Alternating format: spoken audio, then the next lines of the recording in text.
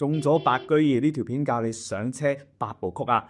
第一揾盤，即刻落區揾樓啦，揾翻2、3個心水樓盤啊，快手快腳啊嘛！第二估價，一定要估價，銀行估得幾多先係關鍵嗱，唔好未估就落訂啊！第三就係落訂簽臨約，價錢傾掂啦，咁咪落訂先咯，簽臨約就鎖實個單位啊嘛。第四啊，申請按揭，同一時間咧可以同2至3間銀行申請嘅嗱，比較利率啦，同埋回贈，穩勝 group 幫你格價最抵啦。第五，律師處理文件，揾間有經驗嘅律師行處理你嘅查契啊、文件處理等等啦。